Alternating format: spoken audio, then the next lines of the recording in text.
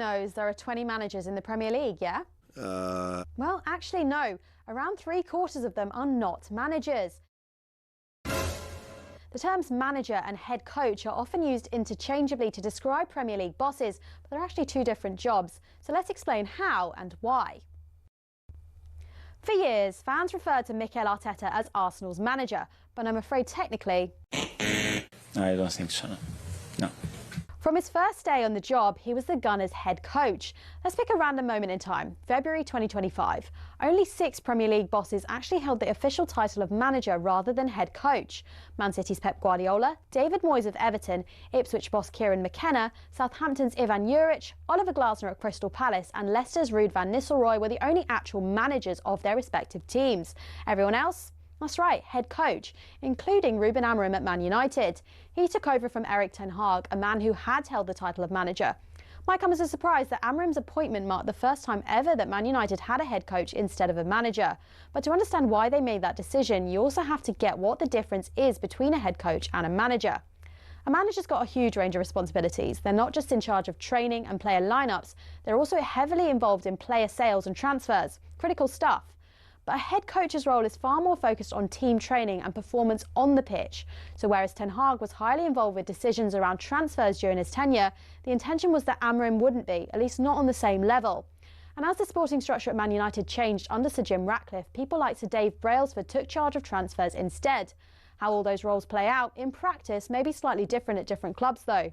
On the other hand, the contracts of actual managers like Pep or Moyes had no limits on their job role and their involvement with transfers and contracts. But those guys are actually in the minority now, and it's a change that's happened pretty quickly. In 2019, there were only 6 head coaches in the Premier League, but by 2025, there were 14. A clear indication that more and more clubs are moving towards a model where the guy in charge is actually only really in charge on the pitch.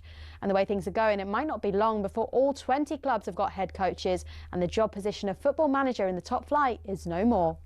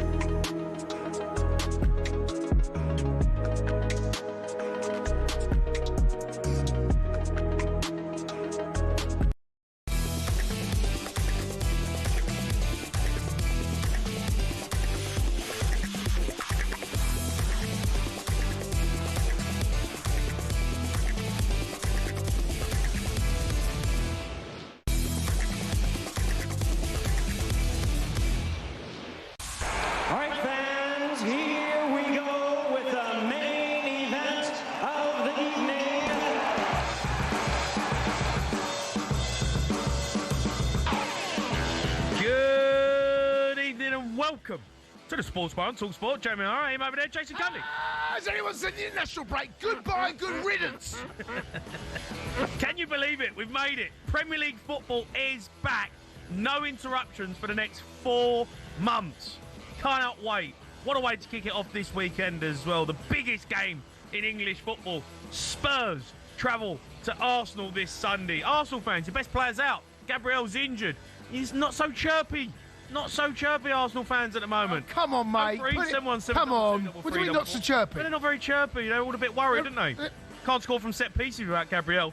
Elsewhere, Chelsea can finish this weekend only 3 points off the top. But they're just Chelsea. Sadio Mane has been speaking about his relationship Show some respect. with Mo Salah today. Where does that iconic front three rank in the best Premier League front three in history? What side has the best front three to choose from in Premier League history? We're going to have that debate.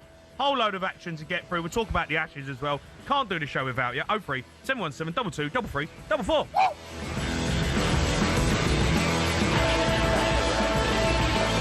Hello, mate. Sorry, what you just do? What's on my hair? I had a bit of bed hair. I've been chilling at home. Feeling a little bit under the weather. I feel like you've made me ill. That's what I feel like you've made me, not well. What's your problem? I haven't got a problem. I'm just saying that, illness? What? You're my illness. Working with you 5 days. Cundiitis. Working with you 5 days a week just makes me ill. I was in bed today and was sitting there. A bit of cundiitis. Thinking, mate, there's a lot of people. Do I really want to go in and do another show with Cundy? Hey, you know what, mate? Do I have to do another show with Cundy? I was laying there just contemplating, my decisions in life. Thinking, this is where I've come to now, where, I have to come in 10 o'clock at night and work with Cundy. I just felt a little bit under the weather. So, I've come here. I'm here. I'm all for it. How are you? You good? Why you got to be so nasty? Started the show. You got cundiitis, have you? Cundiitis, mate. There's a lot of people out there, mate. There's a lot of people out there. You've seen off a few, mate. They'd love a bit of cundiitis. You've seen off a few. Goldstein dipped. He couldn't wait to get away. Drives up available. Oh yeah, I'm gone. Cundy with you? You want to take Cundy? No. Don't want Cundy. No. I'll work with Benty. No problem. See you later, Cundy. That's it. 15 years. See you later. Off you pop, son. No. See, this is what you do. What? Your sidekick binned you. Sorry, where's this come from? What's happened here? Why have you started an absolute a character assassination on me? Why have you done that? Because you're feeling a bit good lousy. Riddance. See you later. Jace, Oh, you perked up. You're waving it. Goldstein. Drive. Goldstein's drive. 4 till 7. I'm here, Jace. No. See you later. You stay there, son. I might go home, I might leave. Dear. Listen, we're 7 minutes past the hour. We got to do another 2 hours and. How lucky I am! I get to work with you every night, son. Mate, come on, it can't be that bad. I love it. Can't be. Then why you blame me? It's not my fault. You're ill, right? Maybe if you looked after yourself a bit better, take a bit of Cundy advice, get to bed early every night. Well, we don't do that. Yeah. Don't burn the candle at both ends every weekend. Yeah, I do that. Yeah, you do that as well. Yeah, but every now and then, mate, have a little day off. You don't do that either. You never have a day off. No, I don't. You love it. Right. Anyway, go on. Go on, carry on. No, I just want to kind of defend my corner. You don't need to. What do you want to defend? Do you know what? Couldn't care. Care less, actually. Loads to talk about, all right? The Premier League is back. It's back, Chase. Cannot wait for it. What are you screwing up and throwing? What was that? The script. He's not happy.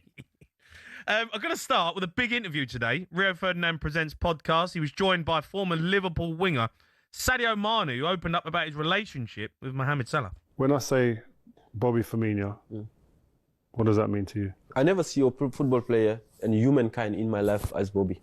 Never.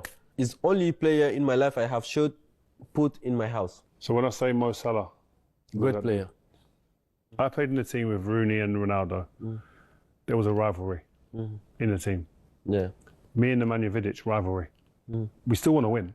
Yeah. But there's a rivalry. Yeah. I felt with you and Mo Salah, there was a rivalry. Everybody say the same. I don't think it's a bad thing. Yeah, that's what I'm saying. You can see sometimes he pass me, sometimes he doesn't pass, sometimes he pass, sometimes doesn't pass me. But only Bobby was there to share the balls. Sometimes like this, and I still remember one game when I was really, really angry because he doesn't pass me for me. He should pass. Burnley, was it Burnley? Yeah, Burnley.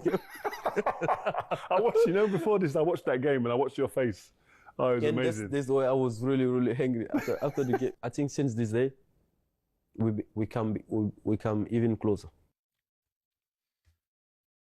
We love it. I mean, well, I'm just thinking about if I had to do that. Rio Ferdinand sat down with me asking about was it working like with O'Hara. I'll be thinking something similar.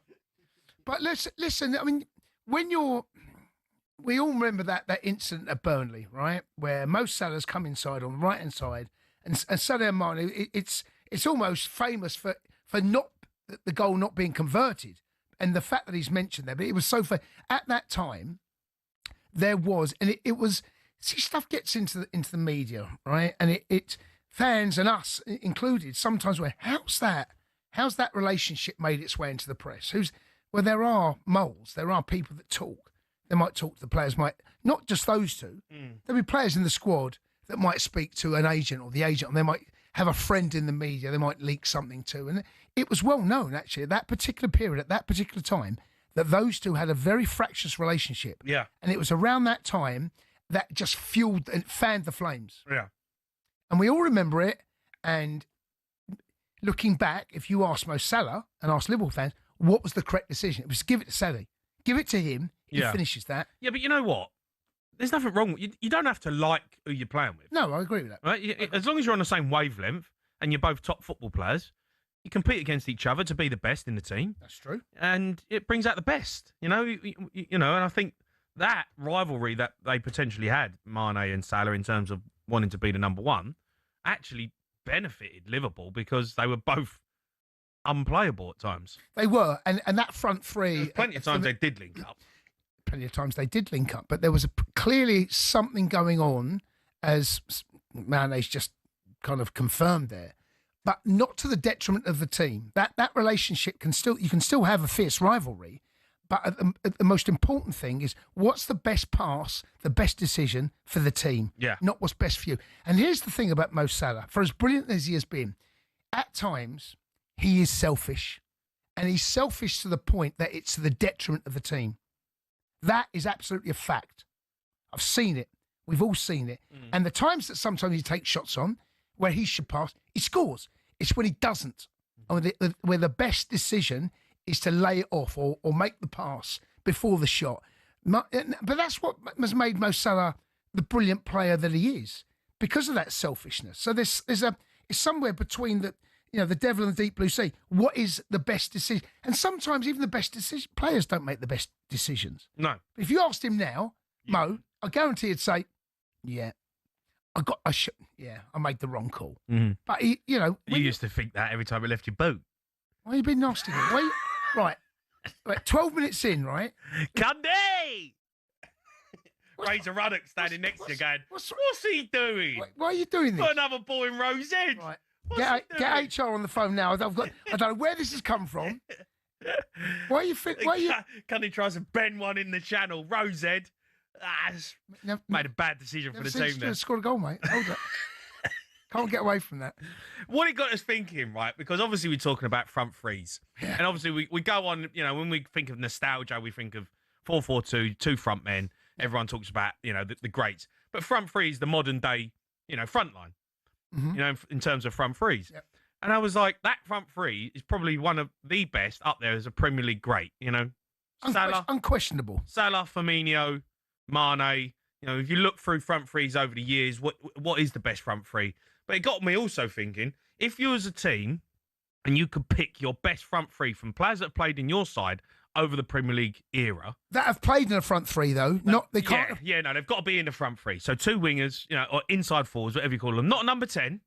Number 10 don't give me an example that can't play together, because back then... Bergkamp and Thierry Henry, that's not front three. Oh, okay. Do you know, Bergkamp was the number 10. And Perez was in there as well. Perez, right? You could argue, I'm talking about a front three. If you had your best front three, who would it be? And what's the greatest front three in Premier League history if you put that together? As a team, not at the played at that particular side. Because you're talking about Arsenal there. And right. I think Spurs have got the... Oh, here we go. I think Spurs it didn't take long. Have got a better front three in Premier League history than Arsenal. You're on one tonight, aren't you? I'm just saying, right? So... Right, so ever. If you think about... I'm talking about players in their prime. Okay, go on. Son, Kane, Bow. The best front three in Premier League history. Son, Kane, Bow. It's better than Arsenal's. You can give me any one of Arsenal, right? And I know they will, right? And it's a fair argument. I think that front three is better than Arsenal's best ever front three. He's on one tonight. I mean, I don't know why you're so chirpy. Well, because Arsenal fans go, Thierry Henry. Yeah, all right, Thierry Henry. Arsenal game? Why is it always Arsenal? Talk about Bergkamp, but Bergkamp, you can't put Bergkamp in there. He's number 10. But Henry can be in there, right? Well, yeah, of course Thierry Henry's in there. Of course he is. So Henry, I'm going to throw this out for Gooners now. Henry, Saka. Why are you looking at me like that? Saka? Why are you looking at me like that? Saka? Can't put Saka in there. Why not? I think there's probably a better right winger. Well, go on, name it then. I'd say Perez and Overmars, maybe. Right, I'm going Saka. Wiltord. I'm going Saka. Right? I'm going Saka for the sake of this conversation. Bale's better than Saka. Listen, Right, 03. Honestly, he's in one of those moods. I'm not in a afraid. mood, I'm just no. saying He's it. in one of those moods. He wants to fight. No, I don't want to No, fight. you I'm- do. I'm you just- want to row with someone. I don't want to row with anyone. do, I don't want to row with anyone. Digging me out. I You're just digging want to Gooners know out. if, No, you are. Man Joe. United, who was their greatest front three? You know, Liverpool's greatest. Oh, front their greatest front three is Ronaldo, Tevez, and Rooney. That is that right there. That's wow. And that won things. That front three won zilch. One zilch.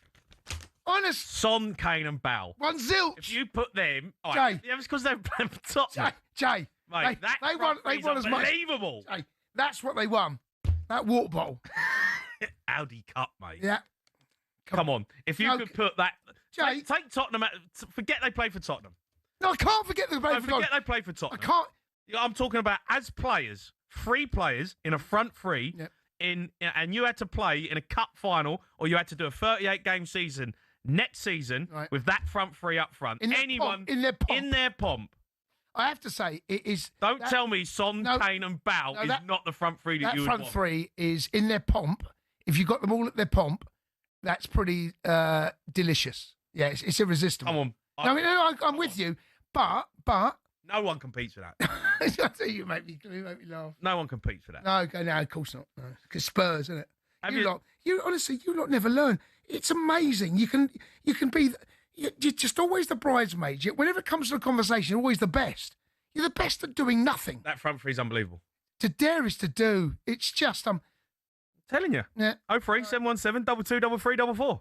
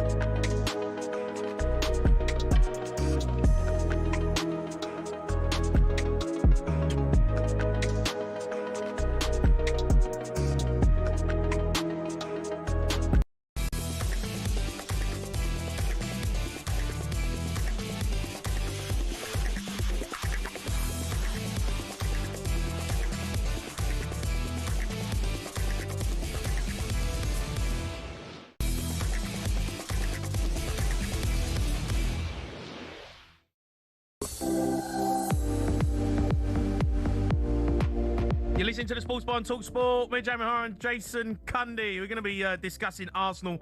Gabriel picked up an injury, international duties, beginning of the end for the Gunners' title race. 03717 223344. But we have been discussing front threes off the back of Sadio Mane's comments today. We want to know what club has the best front three in Premier League history. In their pomp, by the way, each player at their prime. 03717 223344. I've said Tottenham's front three. It's a difficult argument. I don't think there's many players that you could, scupper it. Let's go to Nick. He's an Arsenal fan, right, Nick? Right, Nick. Hello, chaps. You all right? How are you, Nick? You good? Yeah. Good chaps. Listen, there's no arguing that's a decent front three, but I'm not going to give you an Arsenal front three. I'm a gooner, but Chelsea front three, and that'd be Chelsea. Yeah.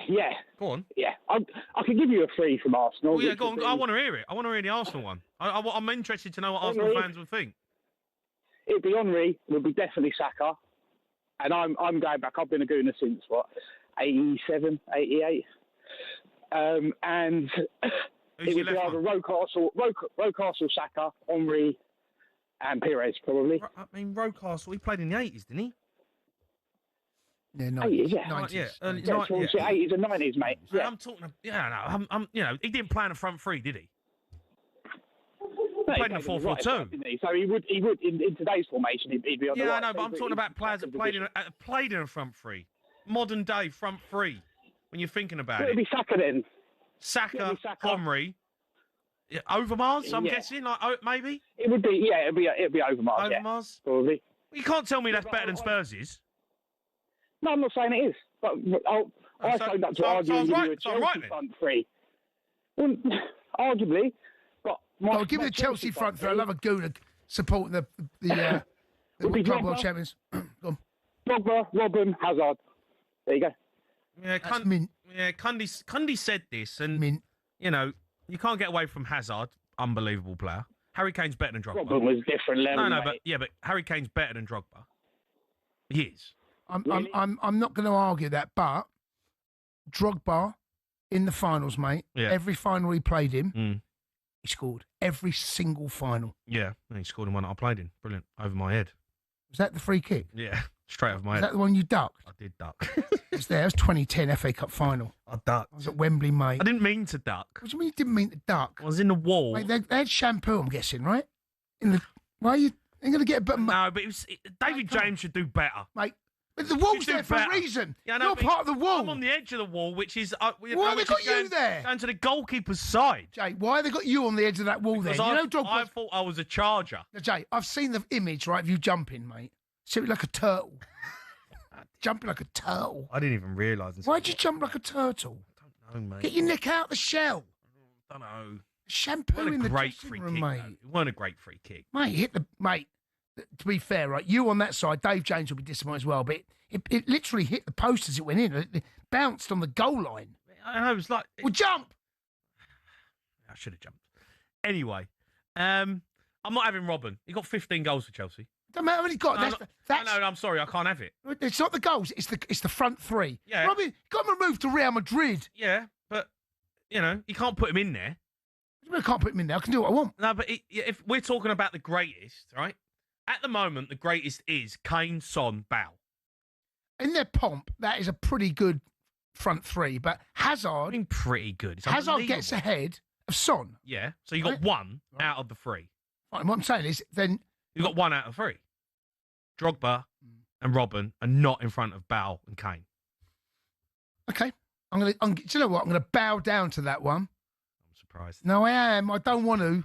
You've been in one of those pickly, nasty moods for some reason. I'm not. I'm in a you great... are. No, you're not. I'm in a great mood.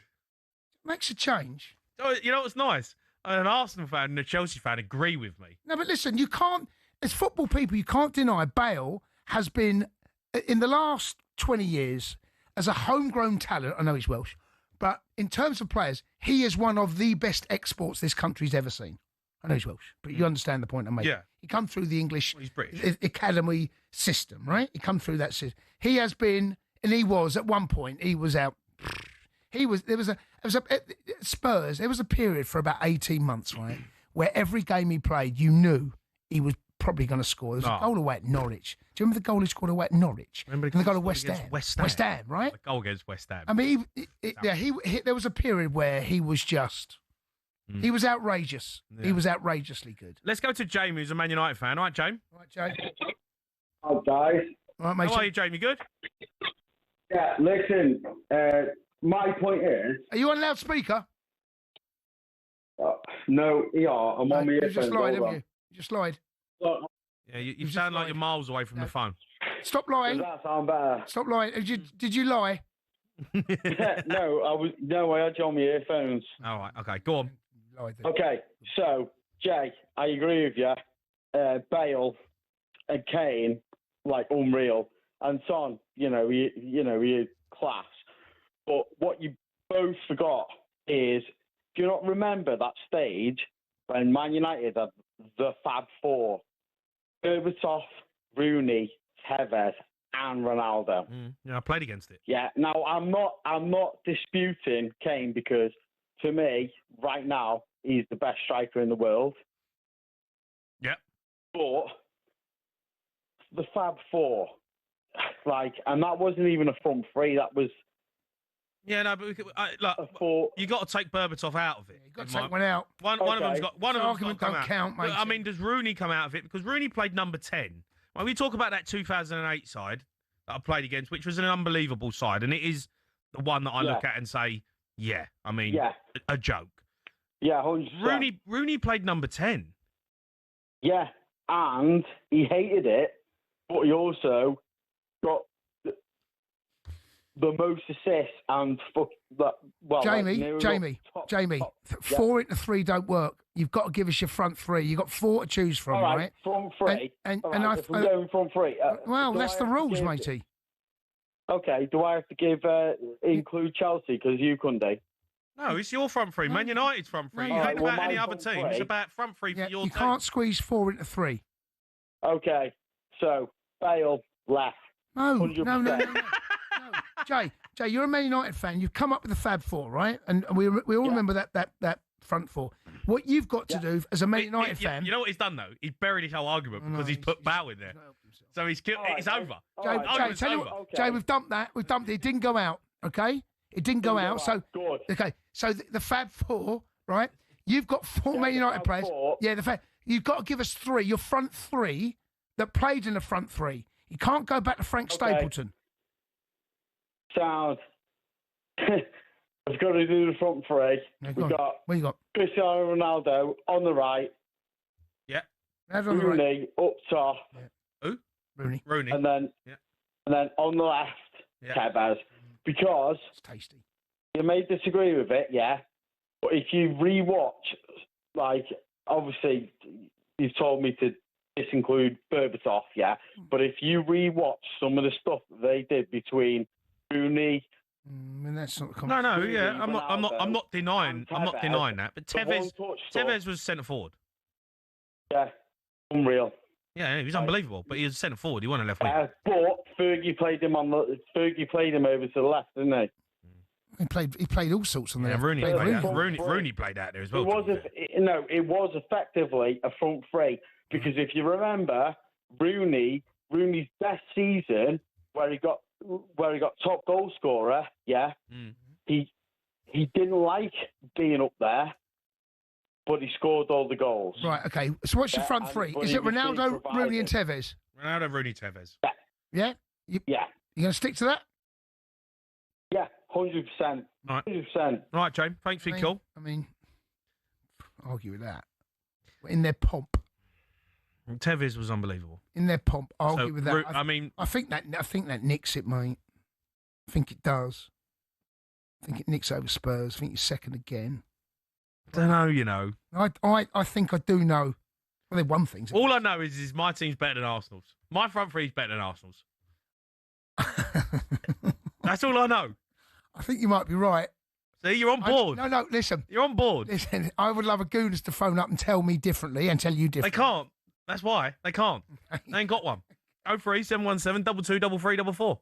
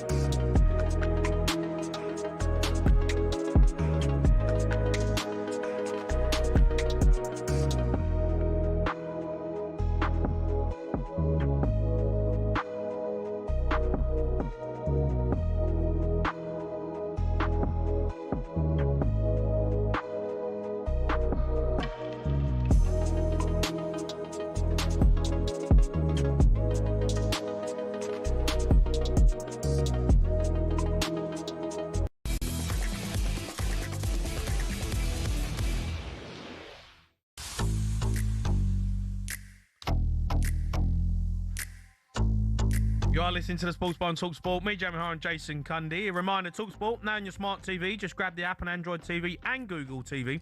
We're even on Prime Video. talkSPORT, live on your screen as well as your speakers. Still to come, more of your calls on the greatest front threes from your team's history. 03 717 223344. Former Liverpool winger Sadio Mane. He joined Rio Ferdinand Presents podcast today and spoke about almost joining Man United before swapping St Mary's for Anfield. We will build the team no one want to play against.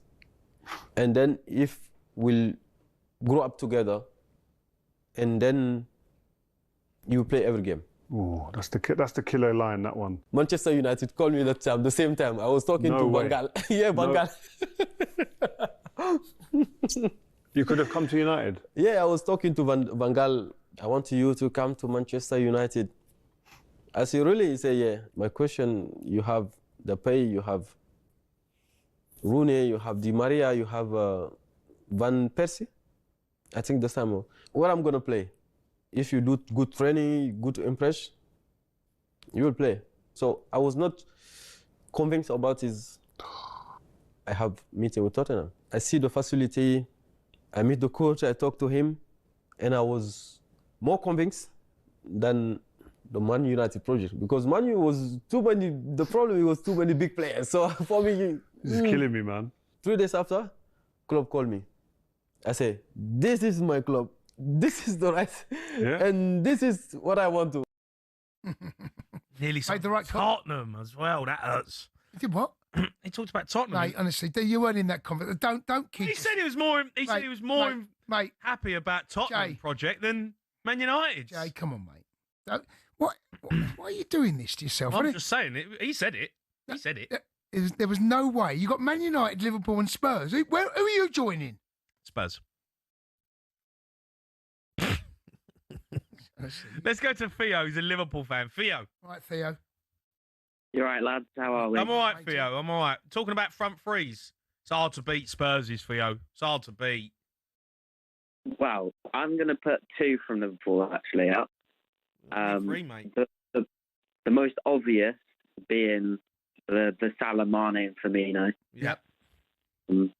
Arguably the best front three for a few years. Yeah, well, they're definitely the best front three. There's no question about that. In the last decade, easily. Yeah, comfortably. Easily. Hold on. Hold on. Whoa. Talking about are we not including Rooney, Tevez, and Ronaldo? No. The last decade, that front three is the best front three that we've seen. Okay. All right. Easily. The second one I want to put up is the 2013-14 Liverpool one, where it had Suarez, Sturridge, and either Sterling or Coutinho. So what would you do then if you had to put that 6 in a front three? What would your choice be? Suarez. What'd you do? I'd have Mane, Salah, and Suarez. Wow. Yeah, that's filthy. That's ridiculous. Filthy. Imagine watching that. That is filthy. Yeah, that. I mean, that is. I forgot about Suarez. That's filthy. Suarez. He gets sent off though, wouldn't he? He get banned for 10 games. Biting someone. Yeah, his teammate. You can rely on Kane. You can rely on him. He's always there for the team. Suarez. Give me that again. Hold on. Give me that again. Suarez, Mane, and Salah. Salah. Oh, gosh. Suarez. Oh, my God. And Mane. Yeah, that is ridiculous. That stinks of God. It almost hurts that we didn't see that. You know? I mean, is that your best front three, Theo, for Liverpool? If we're talking about in terms of them playing in front threes. Yeah. I mean, definitely. that triple S front three, though, was unbelievable, wasn't it? Yeah. Sturridge, Sterling, and Suarez. Yeah. It was ridiculous. Yeah, but Sturridge, then you've got Sturridge in there, right? Or, I think you forget how good that team was. No, I don't forget how good that team was. Yeah, that front three, but it was all about Suarez. Suarez was the magic man, wasn't he? Suarez was the one where you're like, oh my God. But Sterling at that particular time, that's the year before he joined Man City, right? Yeah. And he was, if you remember, Brendan Rodgers took him out of the team and then put him back in. Kept doing that for a period, and then eventually you couldn't leave him out. Couldn't leave him out of that team. That That team was ridiculous. Yeah. But Would you? No, I'm just thinking about. I'm they'll just thinking split. about Son, Kane, and Bale. Son isn't it And then amazing? I'm seeing Mane, Salah, and Suarez. Yeah. And I feel like You might. Yeah. No, you wait. No, I'm sticking to it. You're sticking to I'm it. sticking with it. I'm sticking with it. Here's the thing that I want to get you on, right? Go on. Because obviously you love Arsenal. You hate Arsenal. You love to hate Arsenal. But that front three, Arsenal's best front three ever, right? And they've got choices up top. Where do you play Henry? Do you play him down the middle? Or do you play him on the left? I think Henry was always better off the left, right? Yeah, but he wasn't. He didn't play off the left though, did he? Well, he did. He went out there. Well, I mean, He wasn't. But he didn't. He wasn't. He didn't say Thierry Henry when you're doing. Bits. When you're doing the team sheet. Thierry Henry's not on the left, is he? So Thierry Henry up front with Bergkamp. That's what it was. Mm. I'm not saying he can't, but he could play anywhere. But Well, you can change this around. so why are you saying that? Are you? No, I just love the fact that you. Let's go to Albert. He's an Arsenal fan. Albert, All right, Hello, Jamie. Jason. how are you, Albert? all right, Albie. It's a great question. I mean, there's so many fantastic players down the years in most of the clubs, but obviously being a Gooner, and I'm sorry, Jamie, but I think my three's better than your Tottenham Go on. three. Go on.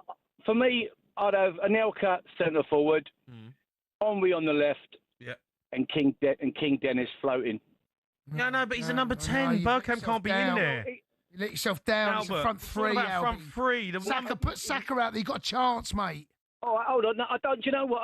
As I said to you before, and I've been on the radio before, for me, Saka is not the finished article. I'm sorry. So you I can't wouldn't put him in in there? my So you don't want him greatest in there?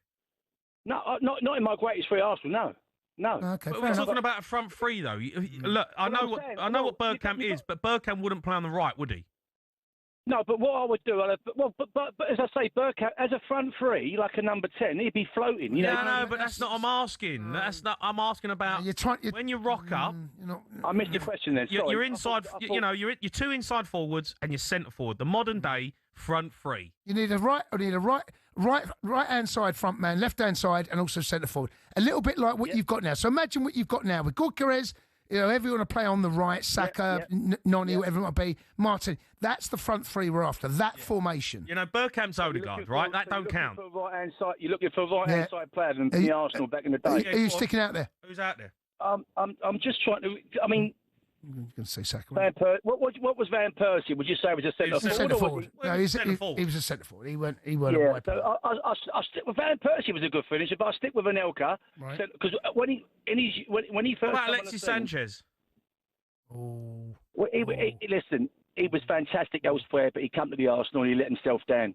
No, but it's not about letting himself down. It's about what he could do. If you're picking, you're going to war with your front three ever for Arsenal in the modern day game. Absolutely. You can't say let Arsenal down. He's got an Arsenal shirt on. But you want longevity, and Sanchez to me, he came to the Arsenal and he didn't deliver his best. He started saying about potential and what he was like, but when he was at the Arsenal, he didn't deliver his very best. I don't know, mate.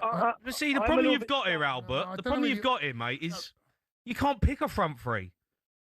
You're scratching around. Well, I'm Right, scratching. I've got mine. You know what I'm doing? I'm scratching on the right-hand side, if I'm honest with you. You've got me. That's what I mean. I'm not. Got me. Bow, Kane, But if Son. you're talking Here we about- go. If you're, I mean, for me, I think Drogba, for me as a Gooner, Drogba, he caused us nightmares, and he was the perfect centre forward. I'll tell you for why better than your man, Jamie, because your man's a great goal scorer, no doubt about it, and he does drift about, goes deep, whatever. But Drogba was a number 9, physical specimen. He put the fear of God in all defenders, centre-halves, full-backs, you name it. He could get the ball, chest it, hold it, turn, smash, bang. A proper centre forward. So for me, Drogba, in the modern era, is... Harry Kane's the best centre forward in the world. Drogba was never the best centre forward. He was the best number 9. There was a period best number 9 in the world. He was. There was. 18 months. No question. He was the best number 9 in the world. There was no doubt about it. I don't know if I'm having that. He was better than Benzema. There was a period in the 100%. Better than Lewandowski. He was the best number 9 in the world. No doubt about it. No question about it. There was. Samuel Eto'o. Don't care. Best number 9 in the world. R9. Best number 9 in the world, mate. There was a period. I'm going to find that. It was. I tell you what it was. It was about 2010, right? When we won the double, he was the best number 9 in the world. I'm telling you, mate. You look what he did. His numbers were outrageous. He's not better than Samuel Eto'o, mate, in Milan. At 2010 he was. He won a Champions League. 20, Eto'o. so does Drogba. No. With the winning goal 2 years later. 2 years later, so not 2010. No, what I'm saying is, at that period, he was the best number done that. I know he did. I'm not having it. I'm not having it. I'm sorry, I'm not having Well, it. it's not up for debate, right? I don't want to fall out at you again. Why are you... Yeah, Eto'o got 50 goals. I don't care what he did. Got 50 goals. Samuel Eto'o got 50 goals. That season, he was the best number 9. He was not the best number 9. 100% he was. He was not. 18 months, 2 years, he was the best. Get your Chelsea hat off, mate. No, he Who was. Are you having in your prime? Right, okay. You're having Samuel Eto'o over Drogba. I'm having Drogba, right? Because I am, right? Come on, mate. Now, Samuel Eto'o joined Chelsea, right? Oh, yeah, but forget that. Listen. Forget that, because you didn't get him in his pomp. He scored a hat-trick against Arsenal, to those gooners listening, right? Remember that one? Right? He didn't But get there him was in his pomp. there was a period. No, we didn't. But there's a period where at that time, Didier Drogba, no one could touch him. I'm not No one having could it. touch him. I'm not having it. I'm telling you. having it. I'm No. not taking anything away from Drogba. He was an amazing, unbelievable player. He was never the best centre forward in the world. Harry Kane is the best centre forward in the world. I'm agreeing. Don't fight. Don't. No, but I'm agreeing with you. But there was a get period. your Chelsea hat off. No, And be realistic. Didier- Talking about the number 9s in that era. Didier Drogba at that time, mate. No one could do. No, Eto'o couldn't do what Drogba did, mate. He was an absolute monster. He would bully do 2 me a centre halves, favour. mate. Honestly, Eto'o couldn't mate, do what Drogba did. No, he couldn't. He Honestly. couldn't. He couldn't, mate. He couldn't do what Drogba did. He couldn't do it. Couldn't do it, mate. Drogba couldn't do what Eto'o did. 03717 22 3344.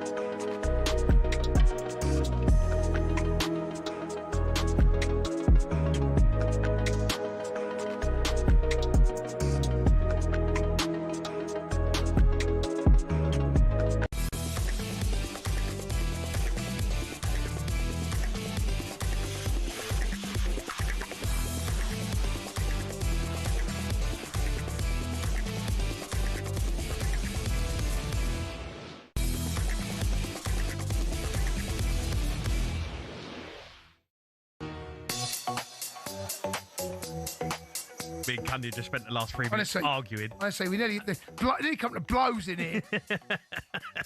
You're listening to the Sports Bar on talkSPORT. Me, Jamie O'Hara, Jason Cundy. We're continuing taking your calls. Greatest front three from your club's history. 03717223344. Kane, Son, Bow. Nothing's beating it. Sorry. Arsenal legend Sol Campbell, though, he joined Max Rushton, Charlie Baker earlier today, spoke about Gabriel's injury would be a massive blow for Arsenal. I think Gabriel has really shown his worth, not only just as a leader, but, you know, nicking those goals and being a presence in both boxes. That's what you need, you know, going forward as a top centre half. If you can kind of defend and then also nick a couple of goals at the other end and make the difference and, you know, move the kind of needle for you when it comes to performances week in, week out, and become like almost he needs to be one of the first on that list on the team sheet. That's what he's become. That he's carved it out of himself. He's with performances and the way he's kind of conducted himself. You know, it's been incredible. He's done a really, really top job, Arteta, with him. But Gabriel's done a really. They're going to miss him for sure, that presence, but. They still have enough. Yeah, you're going to be getting stuck into this game, the North London derby. Scarves are off. That's coming up after 11. But let's get back to the calls. Greatest front three. Let's go to Derm. He's an Arsenal fan. Right, Derm? All right, Derm. How you doing, guys? You all right? I'm all right, Derm. You? Jamie, you're a sucker for punishment, mate. You're never going to learn, are you? Go on. You're the only club in the world. You're the only club in the world that can finish 17th, but claim that you've got the greatest centre-back partnership ever, right? Now you're claiming that your front three, which won nothing, yeah, two of them had to leave onto bigger and better things to win, right? The greatest front three ever is Man United's. Oh, you're an Arsenal fan. You're coming on here trying to give me a stick. You're not even picking your own team. No, because I'm honest, mate. I'm an honest guy. And I'm telling you now, you got to look at what they've won and achieved, yeah? That team won everything and dominated, right? The second greatest front three is Firmino, Mane and Salah. Devastating, right? No, but Firmino's not on Harry Kane's level, is he? It doesn't matter. I'll give you an Arsenal front three that are better than two of the front three you just said. Van Persie up top, Henry on the left, and Alexis Sanchez. Devastating. Alexis Sanchez ain't as good as Gareth Bale. No, he's not. He's not. Okay. But he's better than Son. Van Persie's not better than Kane. Henry is, though. Okay, so you got 1 out of 2. No, I just said 2. I've just said 2. Oh, you Sanchez is better than Son, and Henry is better than Kane. Come on, mate. I'm not having Alexis Sanchez is better than Son. Hold on. I'm the neutral here. Hold on. Say that again. Say that again. Sorry. Alexis Sanchez is not better than Son. Okay, but hold on a minute. Right, hold on. Because I'm taking Sanchez. As a neutral, I'm taking Sanchez right now, right? No, hold on. Okay, listen. No, Derm, let me speak. Your front three's flawed. Because where's Alexis Sanchez playing? Son, you slated him last season, saying how bad he was. That's irrelevant. That's irrelevant, though. I'm talking about in their pomp. I'm talking about in their pomp, in their prime. Sanchez played for Barcelona, mate. Yeah, all right, Barcelona. Didn't play for Arsenal, though, in his pomp. Yes, he did. He was rubbish. He was rubbish. For 2 seasons, he was devastating in the Premier League. What are you talking about? He weren't as good as Son, though. Hold on, can I be referee here? Can I just be referee here? Right, hold on, Derm. So these players that we're picking, or you're picking, they have to be in their pomp, right? They haven't got to play together, right? They're in their pomp, right? So give me your Arsenal's best ever front three from the period where we've gone from the 4-4-2 to 4-2-3-1, right? Or 4-3-3. Well, this is the thing, because Arsenal never really played with a front three. Right, you got to come up with something, Derm. You phoned us. Come on. Go on and give it. Alexis Sanchez is better than Son. Okay. Where's Sanchez on the left? Where's Sanchez playing? Well, he's going to have to play on the right in this formation. What do you mean? What do you mean he has to play on the right? That don't count. No, you play on the right. Derm. He's play on the right. It doesn't matter where they play. It does. Of course it matters. Right, hang on. 2 of the 3 are better than the 3 at Tottenham. No, but your argument's flawed because Sanchez don't play on the right. He played on the left. So if you want to put Sanchez in there, that's fine. But then you can't put Van Persie and Thierry Henry in it. Yeah, come on, Derm. Who's playing on the right? Who's on the right? Rooney, Ronaldo. He's going away from it. You're going away from Arsenal. Don't make me laugh. seriously, who's on the right for your front three best ever Arsenal?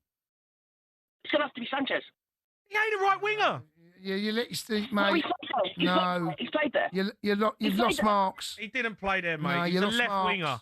You lost marks. He floated both No, he sides. didn't. He's now floating. He's floating. He's not Bergkamp. Just to suit Derm's argument, he's now floating. Come on. You can't float from left to right. Who are you putting out there? Who's on the right? I just said Sanchez. No, damn. It's not allowed, Derm. No, I want to back you, mate, if you put Sanchez on the left, right? I'm having... Why is it not allowed? Because he didn't play there. You just said, well, Rooney, Tevez and Ronaldo mixed it up. But Rooney played on the left. Yeah. You're going against the argument. They mixed it up. I'm not, because Rooney actually played out on the left. He floated. Right, but floated. Alexis Sanchez didn't play on the right. He didn't. No. He played on the left. He didn't float. I mean, your front three is the greatest that's ever played football, mate. All right, there you go. No, don't get angry. Don't get the up. I'm giving you the opportunity to put Sanchez on the left. Come on, Derm. Right, you can have him on the left. Derm, fight your corner, Fair Derm. argument. But then you can't have Van Persie, Thierry Henry. I've got to put Henry on the left. Right, okay. So Henry's on the. Right, listen. Right, here's the thing, Derm. Right. So you got Van Persie down the middle, right? That's fine. Yeah. You got Henry down the left, right? I'm having that all day long. You need to come up with someone else other than Sanchez on the right. Give me someone who plays out on the right. I mean, roll Saka in there if you got to. Come on, come up with something plausible. Because he's not up there with the greats, mate. He's not up there with the greats. Okay. Then you fall down, mate. Your argument's... So your argument's flawed? Yeah, Derm. I'll put Freddie there then. See, it just doesn't matter. Who is I'm putting Freddie Lundberg out there. Freddie Lundberg? Come on, Derm. He was on the left as well, Lundberg, wasn't he? now you struggled. One. Yeah, Derm, you struggled there, mate. You just Freddie. Derm. Put Lundberg out there over Gareth Bale. Got Ray Parlour out there now. Good player. Good player, yeah. Derm, sorry, mate. You know, I'm all for the players. I'm up for the debate. You've got to give me right, left, and centre forward. Derm. I've gave you Alexi. No. He's done. See? Let's ask Giles. He's a Villa fan. All right, Giles? Hi, Gilo. How you doing? I'm all right, thank you. I've got the Villa top three for you, mate. Go on in, mate. Dwight York up front. Yeah. Ginola on the right. Young on the left. Ginola's on the right? Well, or on the left, whichever he wants. I thought or you can go Tony. Or you can go Tony Daly. You can't just. So you've come on here and you said you've got it, and then you've changed it already. You've been on here 30 seconds. Well, I was going to put Merson in there, and then I thought, get out of here, Merson. Number 10. Gilo. Come on, mate. If you said Tony Daly, Tony Daly. you know, I'd give that to you. Wind you up, Jamie. Tony Daly, Ginola, and Dwight York. Yeah. But Ginola was on the left. Yeah, Tony Daly played on the. Yeah, but Tony Daly played like in a 4-4-2. He did. See, yeah, I know. He didn't. He didn't. He's a runner. By the way, how quick was he? I used to play against him. Right? He was rapid. Oh my God. Yeah. He was my like the warm up coach. Like sports scientist. Yeah. Mate, he was absolutely. I bet he was quicker than anyone that played, even though he retired. Yeah, but he had no knees. He had worse knees than you. His dowels. He was a great lad, honestly, Tony. He was absolutely ripped as well. Was he? Shredded. Like Dales, he'd like warm up in the gym. Come on, let's do some bench. And I'm like, Dales, give it a rest, son. You know what I mean? You can't have your.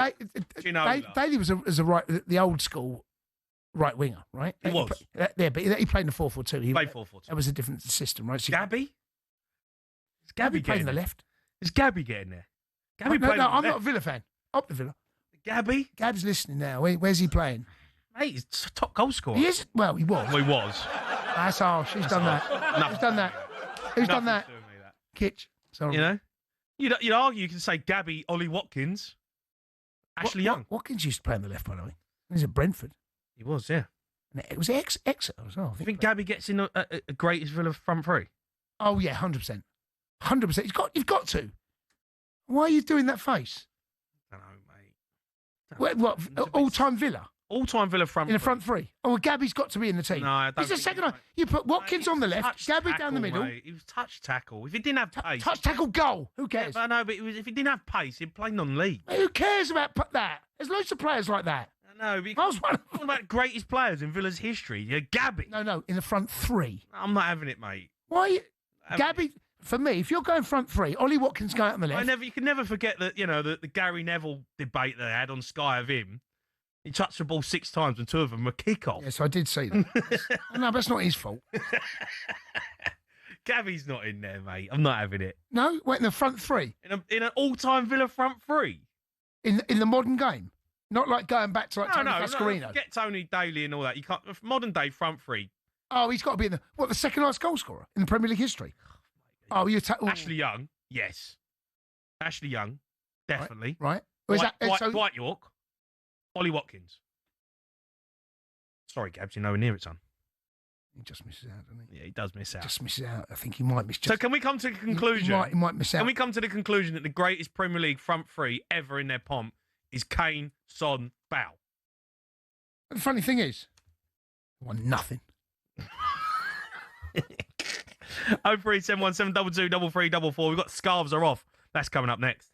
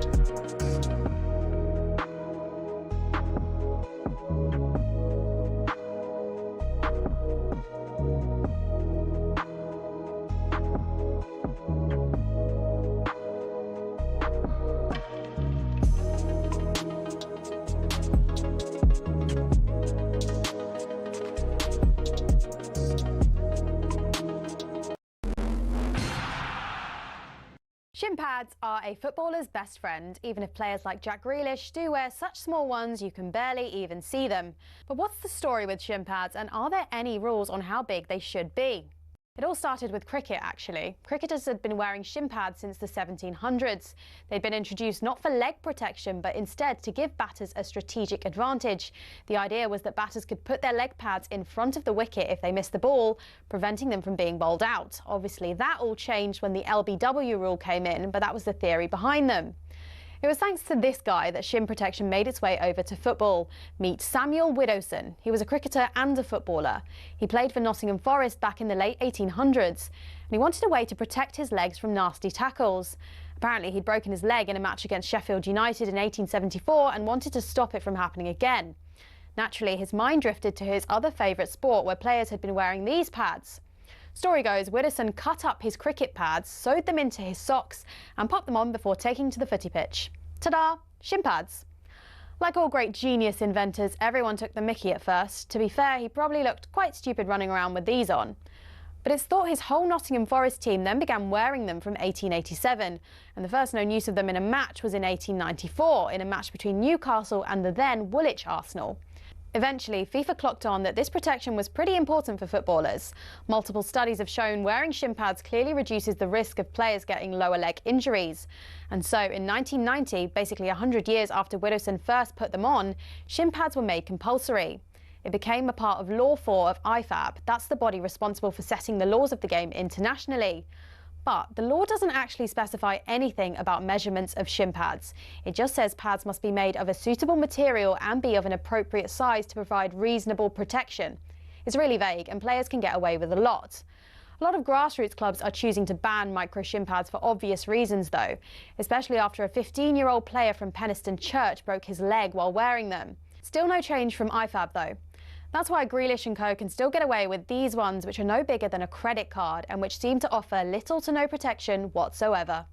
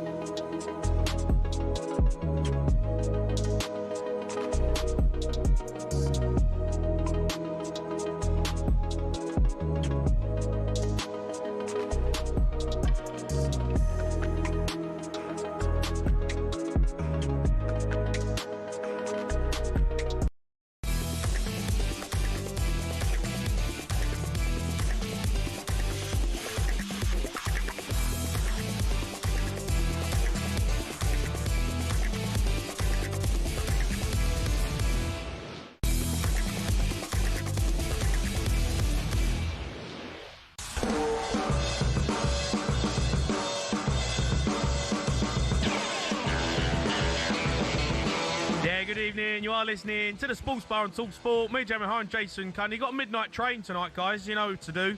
Help us out at 12 o'clock. 03 717 22 33 But first, massive game this Sunday. The European champions, Tottenham, travel to Arsenal. No shame. European champions are playing Arsenal in the North London derby.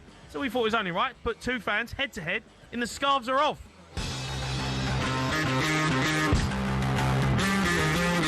It's absolutely disgusting. I've had enough, mate. It's just ridiculous. They really are miles behind everyone else. I think we're going to win it this season. It's not good enough. Happy Deer's top of the league, eh? What a player he is, honestly. They haven't got a chance.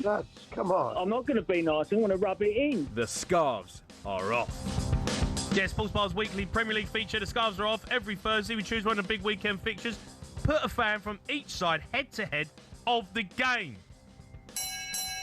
Introducing the home corner tonight, live from North London, broadcaster, Arsenal fan, Harry Simnew. Right, H? How you doing, guys? You all right? Bad. Yeah, time to introduce our next contestant. The away corner tonight, live from sunny Lanzarote, Richard Cracknell from the Last Word on Spurs podcast. Right, Rich? Crackers. Evening, legends. How you doing? We're all good, boys. We're all good. Look, right, let's get into it. Massive game coming up. We can't wait for it. Harry, Gabriel's injured. You're panicking. Well, no, not necessarily. Obviously, it's a big loss. He's a really important player to this Arsenal team at both ends of the pitch. He's been, for me, the standout defender for quite some time. I've always felt like, there's been a lot of focus on William Saliba because he's younger and he's up and coming and he's developed into a fantastic centre-half. But Gabriel's always been the main man at the back for me.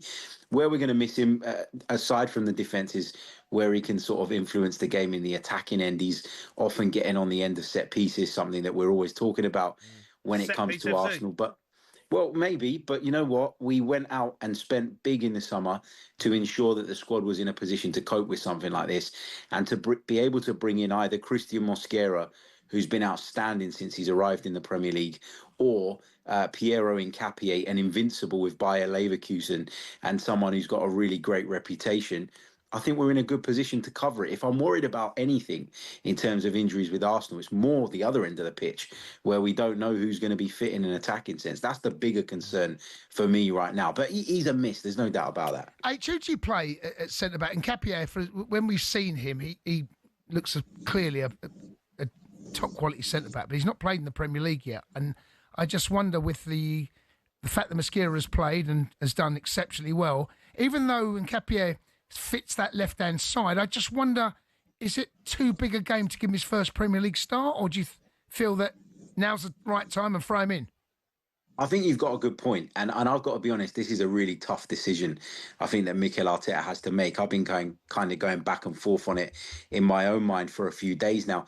I just wonder if the fact that Piero Hincapié's travelled a lot during the international break to represent Ecuador might make a difference and might give Christian Mosquera the edge. But knowing Mikel Arteta, he does like to have a left footer on the left side of that central defensive pairing because he likes the team to be able to move the ball out in a fluid way and try and progress it in a fluid way. So look, it's really difficult to say. I think he'll give Hincapié the nod. I think he's a little bit further along in his career than Mosquera. He was brought in, I think, to play a bigger role than Mosquera, who's still a bit younger and still kind of developing and has that room to grow. I think it will be Hincapié, but it's not a straightforward decision. Rich, they're quaking in their boots here, mate. If they can't score from set pieces without Gabriel getting a nod, you know what I mean? We've got to go after him, haven't we? Oh, we've lost him. Oh, he's bottled it. Oh. Honestly. Dropped off. It's so Spursy. I'll answer the question for Rich. So Spurs. Yeah, there he is. Come on, Rich. He's back. He's back. Rich, come on. Come on, crackers. We got to be, you got to be confident. Gabriel out. They can't score from set pieces. Oh, come on. The champions of Europe are coming to the Emirates this Sunday. I think they should form a guard of honour as we come out onto. They should clap us onto the pitch. We'll come out, we'll show them what a European trophy looks like, and then we'll just give them, look, listen, let's have a stink fest on Sunday, because if we try and go toe-to-toe, we're going to get rumbled, aren't we? Let's make sure we're so last on Match of the Day 2, we end up on the breakfast news the next morning. But honestly, they should be giving us a guard of honour on there on Sunday. They are. European champions, mate. European champions. Honestly, stop saying that. No, listen, no one on this call other than me can say that statement, all right? Honestly, no, come on. Show some respect. Rich, genuinely, how do we beat these? Or is it make it a stinkfest? Yeah, I think we just got to make it horrible. We just got to make it a nasty game. We just got to try and break everything up in midfield, and then just try and nick something with a set piece, shoot them with their own gun, so to speak. And I think that's what we got to do. It's probably going to be one of those games. It's never a nice game. No one really enjoys it. As Paul Hawksby always says, it's the biannual trip to the dentist, isn't it? And it's probably just going to be decided on a set piece or two, isn't it? So, but the pressure is on them. We never go there and get anything, so they're expected to get it. And if they do, it will just make it even more sweeter come the end of the season when they get 5 or 6 games out, and along comes Pep, rolls Arteta over, lifts his shirt up and gives him a big old raspberry kiss on his belly and nicks the lead out of him. Yeah, I mean, look, Man City are after you. I genuinely don't think Spurs can go and win the game at the Emirates. I don't. But what I think we can do is damage you. Well, yeah, you could potentially damage us, but that's because anybody in the Premier League can damage anybody, right? You lot keep saying you need to make it a stink fest. You guys do that by default pretty much every week at the moment. Every Tottenham game I've seen this season has been a stink fest. And this thing about European champions, honestly, it's embarrassing, even for you guys. Literally, it's a competition that the best teams in Europe aren't even allowed to play in because they're just above it. They're superior to it. Oh, look, It's a Rich, competition. he's rattled. It's a competition that Come on, you've got 2 European Cups. Neither of them exist anymore. If you rock up the Nyon in Switzerland, up the UEFA's headquarters, and say, have you got a spare part for these cups? They're going to go and look out back in the stockroom and go, sorry, we don't have them anymore. We can't get no spare parts for them. Come on. I've never known a club to celebrate second-rate European trophies more than you guys. At the end of the day, right? Arsenal are literally too good to play in the Europa League. And not only that, it was the worst Europa League of all time. No Champions League dropouts, 14th or 15th versus 17th in the Premier League made the final. It was an absolute shambles of a final. How many shambles trophies? Of a competition. How many trophies win last season, though? It doesn't matter, mate. It doesn't matter because the European champions. How many league titles have you got? Major honour. Major honour last year, H. Major honour last year. Tottenham won. Arsenal 0. What's that song you lot sing? To dare is to do. To dare is to do. Oh, I'm loving this. Look at him loving it there. Honestly, do you know what? It's like watching two bald men fight over a comb. Listen to you two. Honestly, crackers. I want to come to you. Here's a solve this riddle for me. Why is Spurs' form away from home so good and their form at home so bad? The discrepancy is ridiculous this season. I know we're 11 games in, but it literally is one at home fighting relegation, away challenging for the title. Explain that to me. Oh, well, I really wish I could, Jace, to be honest, but. Oh, we've lost Rich again. So it's Lanzagrotti. Mate, it's not good for you Spurs. Yeah, fans, don't get no Wi-Fi out there. All right. My only answer to that is H still. We got H, right? H still there? H is still there. The only thing I can say in terms of away form is that Thomas Frank's style of football suits away form. He is sitting, he can be resilient, plan a counter-attack, be a bit ugly. So you'd rather play Arsenal away, right here, right now, than at home? Yeah, right now. Absolutely. Absolutely. No, wouldn't you, Rich? I think we've got more chance of getting something from this game away from home than we have at home.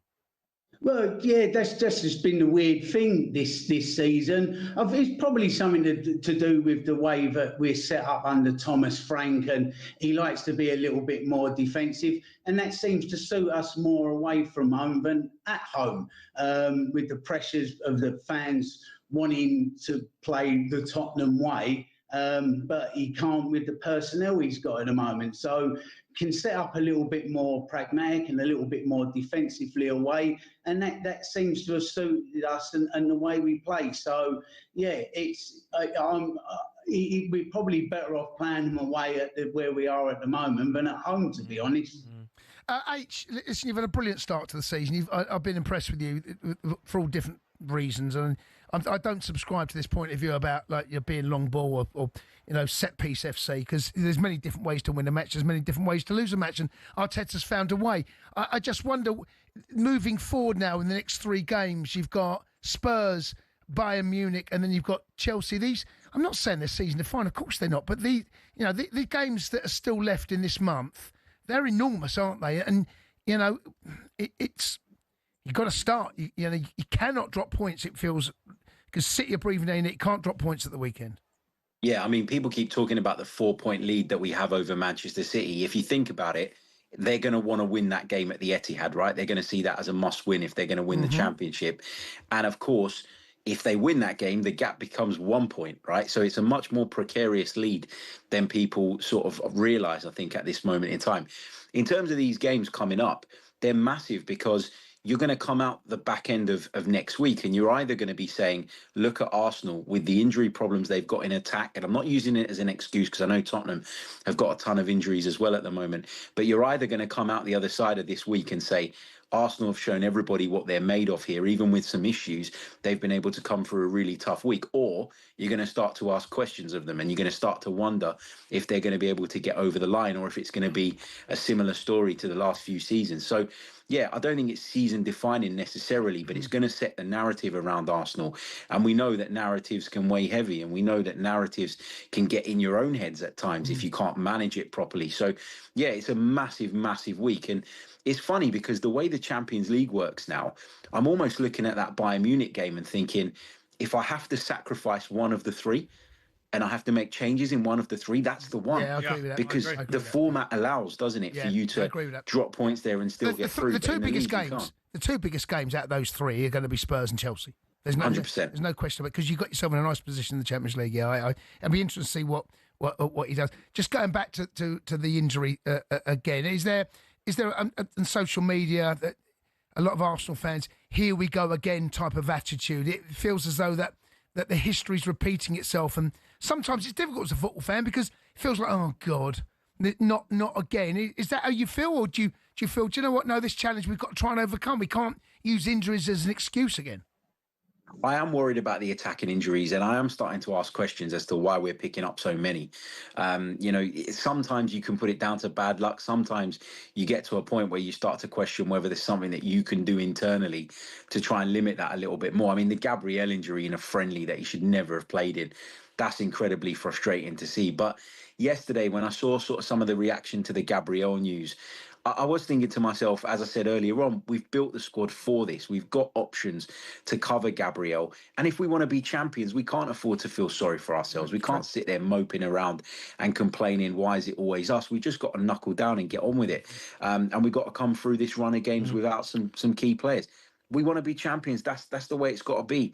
You can't sit there and cry about it every week and hope that something's going to go your way. You need to go and grab it. H, prediction? I'm going to go for the famous old 1-0 to the Arsenal. I think it'll be a stink fest, but we'll find a way. Well, Rich? I'll take the 1-1 now, or we might even get a little 2-1. A little 2-1 away win. 2-1 away win. 2-1. Just bury the Arsenal. 2-1 away win. 89th minute, Richarlison. Doing the pigeon. Pigeon coming out the Emirates. Right down the pit. Shirt comes off, and a minute later they concede an equaliser. Boys, see you later. Thanks for coming on. Cheers, boys. Have a good weekend. Guys. All right, what are you saying? Sorry, what are you saying there? I'll go 1-1. I'm going 1-1 as well. Yeah, that was our weekly feature. The scarves are off. Don't forget Sam Matthews, Dean Ash and Perry Groves will bring you all the goals as they go in from the Premier League and EFL. Game day live on talkSPORT this Sunday, including the big one, Arsenal v Spurs at 4:30.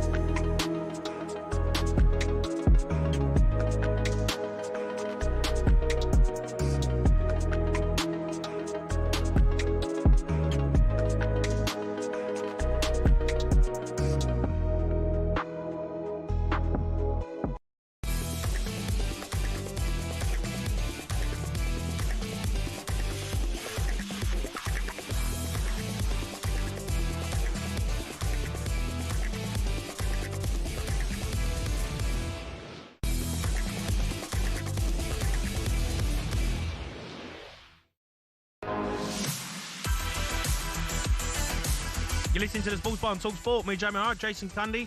Back pages coming up, plus midnight.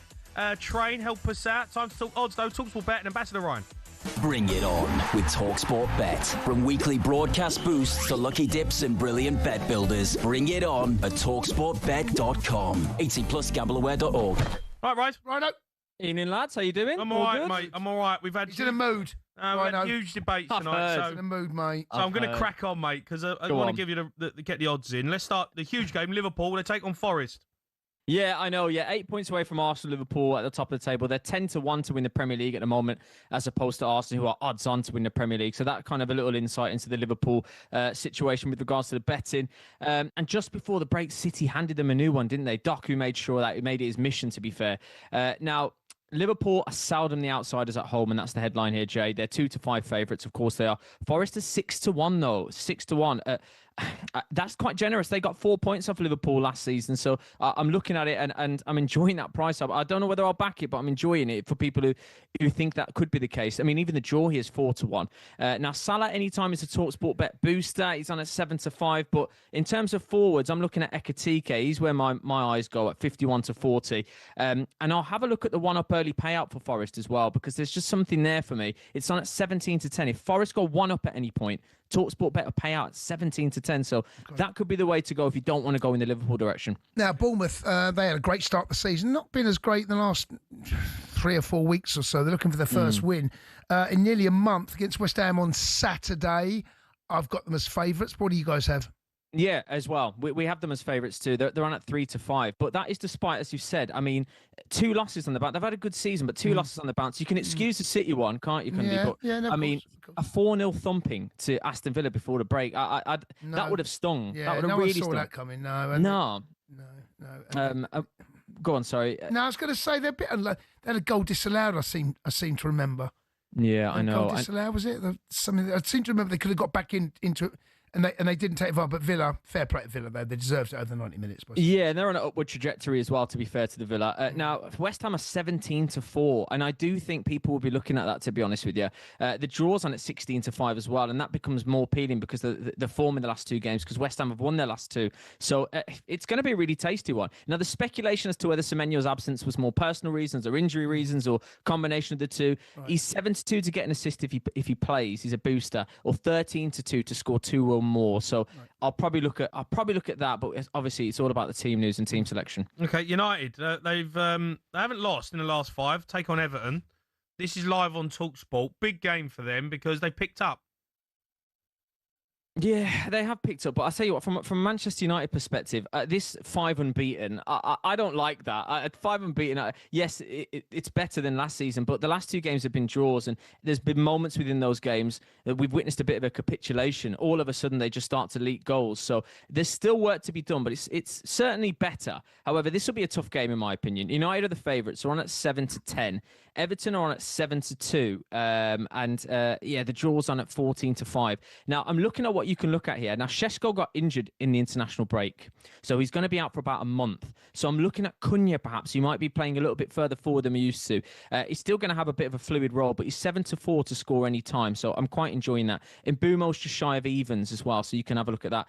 Everton perspective, Jay, someone like Ndai could thrive in this game. He's on at 11-5 to score any time. Man United can still be played through. They really can. We see that every game. And Everton one up early payouts on at 6-5 as well. I'm going to be optimistic, boys. I'm going to say Mbumo to score first. United 2-1. That's 45-1. Just that little double there. So that's actually not a bad price. And just going back to what you had there, the scarves are off. 1-0 to the Arsenal, 5-2. 2-1, cheeky 2-1 to Tottenham, 20-1. And a 1-1 draw is what you boys are going for, is 15-2. So those are some score predictions for the North London derby. And now the early kick-off after international break is never a great one. Chelsea, the club world champions, got a target on our back. They sent us to Burnley, I mean, honestly. But if we win this, we can go second, only for a while, of course, 3 points behind the Gooners. Odds on this, surely Chelsea are firm favourites to win this one. Yeah, surely, Cundy, you're feeling club world champions, mate. Club world champions, you know? Told you, target on the back. I know what you're doing. I know you're playing it down. That's your kind of style. But when there's a club, when in national break, you don't want the early kick-off, right? And what you don't want to do is travel. We got all of that, so it's fine. That's what the Premier League have done to the Club World Champions. You just got to deal with it. The chins. Conspiracies. I know. Look, They're the favourites at 1-2. That's going to calm your nerves a little bit, I'm sure. And 11-2, Burnley. They can go up to 14th as well for them, which is huge. 11-2 to do so. The draw's on at 16-5. I've been looking at this. I called João Pedro out yesterday, and I get why people might. It's a booster to score the first goal at 13-2. But you'll know this better than me, Jay. I mean, it's goals coming from midfield. You can look at midfielders here for you guys. I mean, Caicedo's 15-4, and Enzo, if he plays, is 12-5. I think in terms of goal scorers, you could have a look at them, put them in your bet builder, and get a really nice return on it. So I'll probably look towards them. One up early payout, Burnley 17-10 for those that are interested as well. So a few ways you can go on this. Right. Up the Chelsea. Rhino, top man, mate. See you later. Cheers, Rhino. That was a look at the latest odds. Thanks to talkSPORT Bet. Terms and conditions apply. 18+. Gamlo.org. Bring it on with talkSPORT Bet. From weekly broadcast boosts to lucky dips and brilliant bet builders, bring it on at talksportbet.com. 18+ gambleaware.org. Right, up next, we're going to take a look at today's draw for the World Cup qualifiers.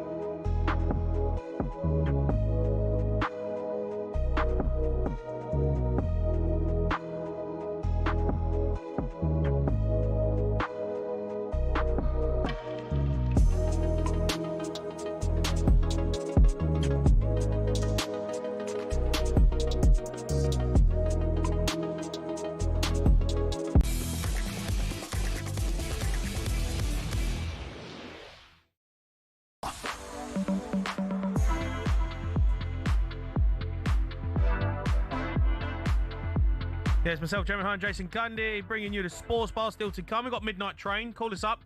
Nothing too serious. Sports, politics, Not allowed. 03717 223334. Let's have some fun, though. But the draw for the World Cup qualifiers were made this afternoon. Games will be played in March. Let's take a quick look how they played out for the home nations, Jace. Got all 8 here. Italy v Northern Ireland. Yeah, look, it was always going to be tough for Northern Ireland. Italy's as tough as it gets, mate. Yeah. You know, they've missed the last 2 World Cups, Italy, which is unbelievable to think that they've been European champions in that time. Yeah, it's crazy. To think and that this has been kind to them because of where Northern Ireland finished. They were always going to play away from home. I'd love to think that they get a chance to get through, but in all honesty, mate, I'd say a big fat no from me. Yeah, Czech Republic v Republic of Ireland. Yeah, Republic of Ireland, mate. I'm going to go. Chance. 100%, they've got a chance. Yeah. This is a brave team. This is a side that does not know when they're beat. We saw that. Their end to the game on Sunday, mate, was utterly. I mean, we were so lucky as football fans, right? You know, I've got no allegiance with Republic of Ireland or Scotland, but as a football fan, to watch games win, that's why it's the greatest game in the world, because you're never dead. In a 1 goal difference, you're never, ever, ever dead. And for them to go to Hungary and beat Portugal, by the way, in the week before that, 2-0, and go to Hungary and win, they deserve their place where they are right now. Yeah. They're a dangerous Well, if team. they get through that game, they get a home draw in the final. Well, good luck to them. Yeah. Good luck. And, you know, got a good chance. There's a very good chance. I love to think Northern Ireland get through. The Republic, I'm going to go to at least get through to the final. And Wales against Bosnia and Herzegovina. Anyway, whoever they are. What do you mean? Hold on, I'll get it right. Oh, yeah. B and A. Come on, you went there. Bosnia and Herzegovina. Oh, mate. Come on, mate. Herzegovina. There you go. There you go. I'm only going to go Wales win because I don't want to say Herzegovina again. Yeah, look, Wales, again, what they did, they had to go and win. They absolutely smashed 7-1 against a team that... No, they look good. Right, so here's what I'm saying. I'm sorry, Northern Irish, you're going out.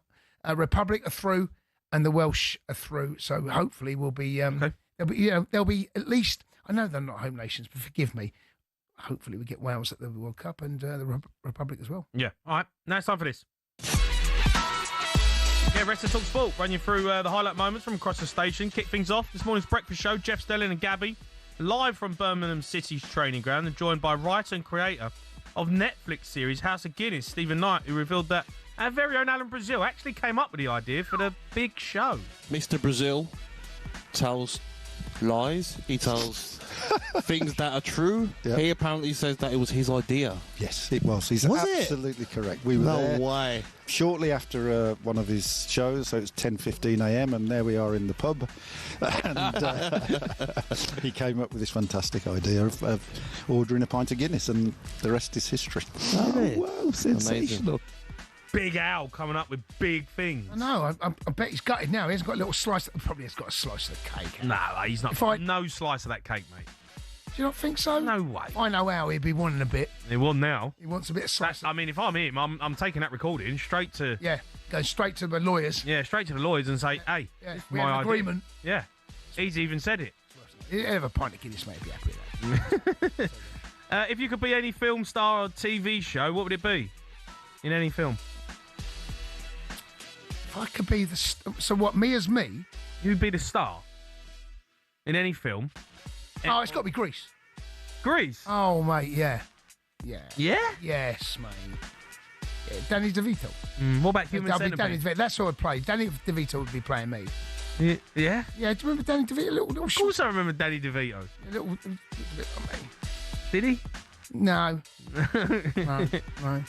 No, but I'd Grease, mate. It's got to be the way forward. Yeah, I hear you. I love Grease, mate. It's underrated, that body. When was the last time you watched Grease? Actually, not that long ago. I really like it. It's a great film. Yeah, it's just a great fun watch, isn't it? Yeah. You know? So Danny Zuko. I meant Danny Zuko. Yeah, not Danny DeVito. Danny Zuko. Say Danny DeVito. I did say Danny DeVito. Danny Zuko. Would you rather be a film star or a pop star? Oh, pop star, mate. Yeah, I'm the same. Pop star, mate. Pop star. Yeah, because you film, I just feel like it's long and you're there and you don't get the adulation. Pop star, you're standing there on stage. No, I was thinking more about you can get away with outrageous behaviour. Yeah, you can do that as a film star as well. To be fair, don't know, mate. It's expected as a rock star, isn't it? Isn't it expected you can tumble out. Here's a great question. Oh, go on, him. Would you rather never listen to music again or never watch movies again? It's a terrible question. Terrible question, but also a good one. So I can't listen to music or watch the Yeah, film? which one? No music ever again or no, I'm not movies going to answer ever it. again? No. What do you mean you got to answer it? I've asked you the question. You got to answer it. Tune I in need an answer. No, I'm not going to answer it. 6 No. That's my bit. Okay. That's my bit. All right, go on, ask me again. Never listen to music again or never watch movies again? He's not answering. I'd say movies. That's fine. You can say what you want, mate. I need music It's in a my life. disgusting question. I need music in my life. It's a disgusting question. Without music, mate. What about films then? Well, you're never going to watch a film. I know the sort of films you watch. You just watch clips, and you Yeah. just watch right. those. Watch them short ones. About 7 minutes long. So you. Tune in 6 a.m. tomorrow for TalkSPORT Breakfast. Adrian Durham and Ray Parler. Let's go to yesterday's H&J show. Joined by former England cricketer Darren Gough. And it is what Adrian Durham had to say about his old Drive co-host. Goughy's mad idea number one. Goughy always used to say, pandas don't really exist. He always maintained pandas weren't real. All pandas were humans in panda suits. I think this was the craziest idea Darren Gough ever had, but the beauty of it, the genius of it was that I ended up believing it to be true, that pandas don't exist. I still look at pandas in a different way now. They do exist. Pandas? They're in a zoo. Yeah, of course they are. I know. Anyway. I love pandas. Who wins in a wrestling match, right? You or a baby panda? You've seen clips of pandas, right? Yeah. They seem like good fun. Great fun. I think because they don't have any predators, do they? Do they not? So they just mess about. No, but if you Eat put, bamboo sticks. have they not got any do. predators? They don't have any predators. What about a tiger? No, I don't think that. What do you mean? Tiger's not in the same place as a panda. What if you put them together? Yeah, well, obviously, if you put them together, then he's going to eat it. But I'm talking about. They're in a zoo. They can put No, but it's not about the zoo. If you read up on it, pandas don't have any real they're predators. top of the food chain in their habitat. In their habitat, pandas, they don't have predators. Maybe that's why they're so That's why they're happy-go-lucky. just so nonchalant. Do you know what? They are a little bit clumsy, the old panda, Yeah, isn't of course they are. They're a shambles. They fall over and they stumble off this and that, and they don't have to worry about getting eaten. But here's the thing, right? Here's the thing. You would not want to get in the wild, in front of a panda, would you? You wouldn't. I wouldn't want to be in front of any bear, to be honest. Koala? Imagine koala will scratch your face off, mate. Yeah, you don't want to be. Bears are. Don't underestimate the bear. Yeah. Rory Jennings said the other day that koala bears, they give you chlamydia. He did. That's what he said. They carry chlamydia. A reminder, Alan Partridge. Alan Partridge back this Sunday on the final word alongside Majestic. Final North London derby. Let's finish with a clip from our show last night, which has gone down in history as one of the best shows ever. We were joined by expert on everything, Andy Lound. I decided I would stick to him about the moon landing being a hoax. Have you seen the state of that ship that they sent up there that apparently landed on the moon? What do you mean? Honestly. Have you seen it? Yeah. It's like robbing Reliant. Oh, well, come on. I mean, it's basic science tells you it will work. I mean, what you're looking for is a sleek, pretty-looking spacecraft. You don't need that. I think the Americans wanted to get there before the Russians. They did get there before the Russians. Exactly, They but landed did they? humans. Yes, they did. Absolutely. No, 100% they got there. I mean, if they didn't do it, I would wear a Birmingham City shirt. That's how convinced I am. Oh. You weren't there, though. I've held a koala bear. Have you? Yep. Yeah. How was it? Come out of it all right. Yeah. I mean, you only held it. Huh? Yeah, hugged it. Hugged it. They're very friendly. They eat eucalyptus leaves. That's what they eat. Yeah. There's only one. All I'm saying, if you need an out, guys, there's one for you. What do you mean? You know what I mean? So you. Koala bear carries chlamydia. I've never seen a koala bear in Ibiza.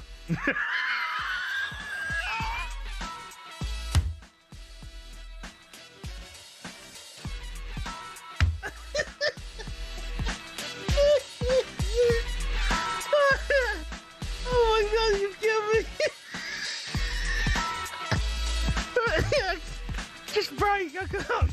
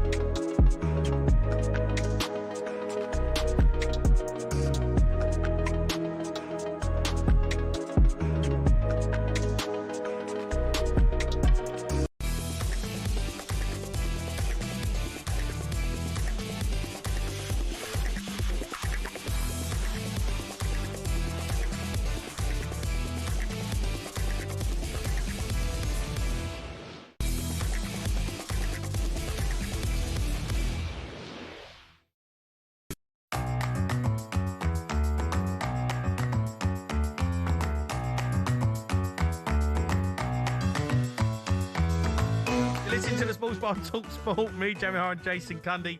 We've got Midnight Train coming up. You can call us up about anything besides sport, politics, anything too serious. 03 717 223344. But first, kick off 2026, the ultimate trip to Las Vegas. talkSPORT and our friends at Virgin Atlantic giving you the chance to win a trip for two. Start with exclusive access to the Virgin Atlantic Clubhouse at Heathrow, then fly in upper class comfort straight to Vegas. Once you land, enjoy 4 nights in a spa villa. Cheer from the stands as the Las Vegas Raiders take on Kansas City, and we're throwing in $5,000 cash to spend while you're there. Clear your calendar, January 2nd to the 7th, 2026, because it could be the ultimate start of the year. Good luck. 21 plus, UK excluding Northern Ireland. For a chance to win, text WIN to 83338. Text at £2 plus standard network rates. Bill payer's permission required. Or call 03434239761. Calls are charged at standard rate. All entries must be received by the 28th of November at 4 p.m. This is a network promotion. Run across talkSPORT, Virgin Radio UK and Talk. Full terms and conditions at talksport.com. Right, now it's time for this. Back pages, Jack Cunningham. Right, Jack? JC. Even lads, how's doing? You good? Yeah, we're all good, mate. We're all good. Let's get straight into it. Yep. Back page of the Times, big story. TNT loses Champions League rights.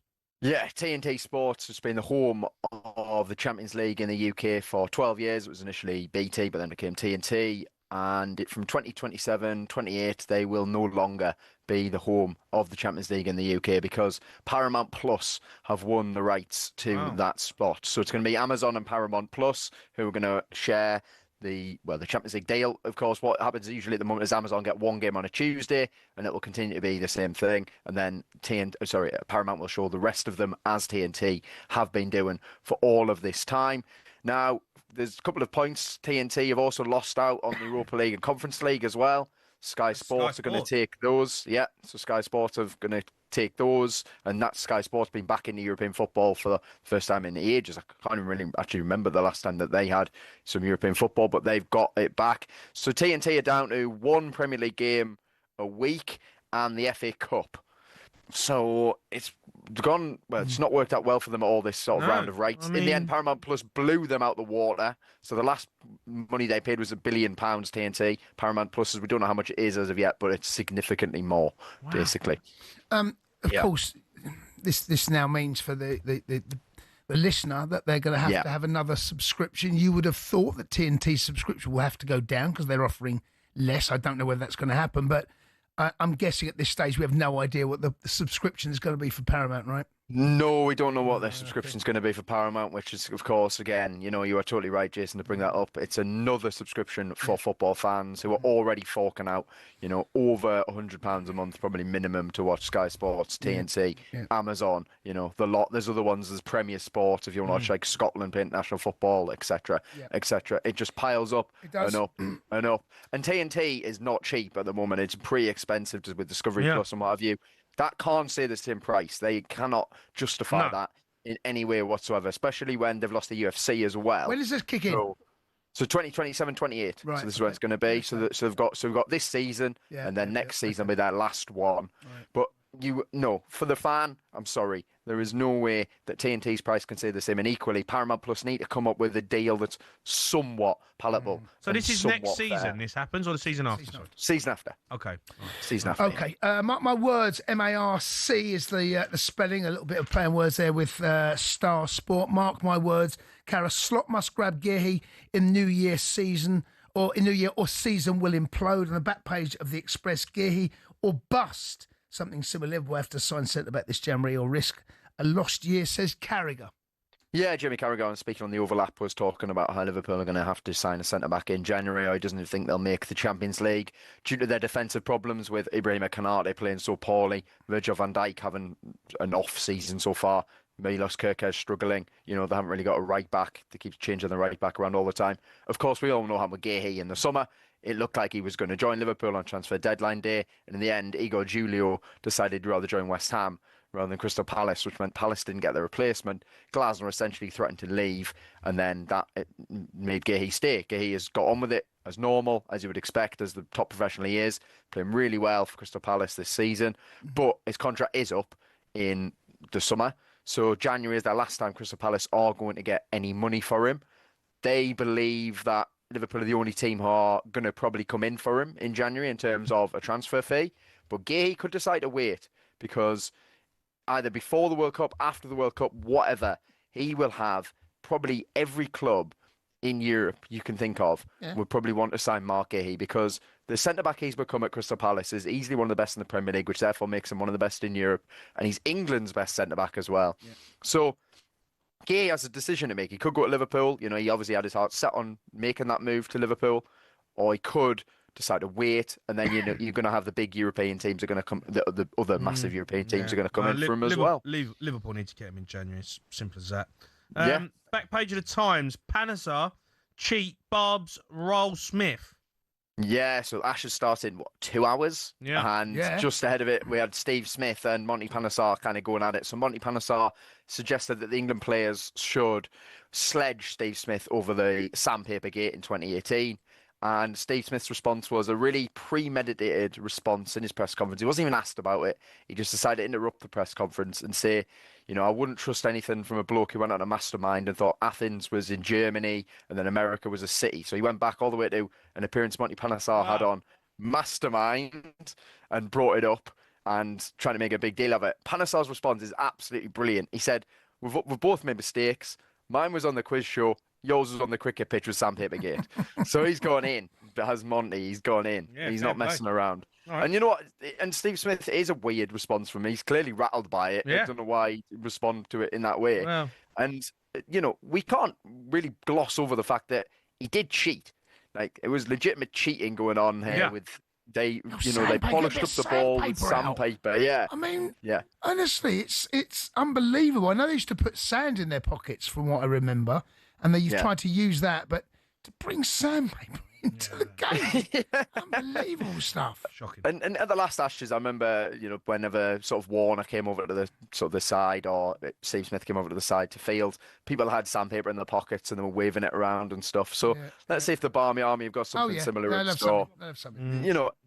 But this is what the Ashes are about. This is that it's that sort of rivalry that is on the borderline between banter and actually really serious. And I'm hoping the whole series is full of it. And what will be best for everyone is that it remains close right until the end. I think if, you know, either team sort of takes a big lead, you might lose a wider, especially if England go 2-0 down. I think you see the interest in England drop quite quickly, to be honest. Just what's the latest on the talkSPORT website? Yeah, so Antoine Semenyo, we all know, has got that £65 million release clause in January. It's £60 million and then £5 million in add-ons, and it's between Tottenham, Arsenal, Manchester City, Liverpool, and who's the other one? Manchester United. Manchester United. So there we go. So he's not. Jay's not, is he? He's not. No, I do. Look, so Liverpool. Sorry, you've got Liverpool. Breathe. Okay, all right, fine. Liverpool got to sign Mark Gahey, mate. All right, they'll and are about spending any more money on any more forwards, mate. I know. If you're Semenyo, like you'd rather wait till the summer, wouldn't you? Man City have got Doku. You know, Tottenham's a good fit for him. It's a great fit for him. Arsenal could sign him and replace Gabriel Martinelli. Arsenal ain't signing him. Spurs ain't signing him, mate. Honestly, I think we go after him, mate. You go after him? No. Spurs will definitely go after him. Go after him, mate. I think with the new ownership, the way they've come in and said, right, this is what we're doing. Gibbs White, remember Gibbs White? Yeah, but that was under Daniel Levy. Yeah, Gibbs White, mate. Same thing. That was under Daniel Levy. Gibbs White. Different. Gibbs White. Change. We're gonna, all I'm saying is Gibbs White. First January window. Gibbs White. First January transfer window without Daniel Levy. Gibbs White. Let's see what happens. Gibbs White. JC, you're a star, mate. See you later, lads. JC. Those are your back pages. Gibbs White.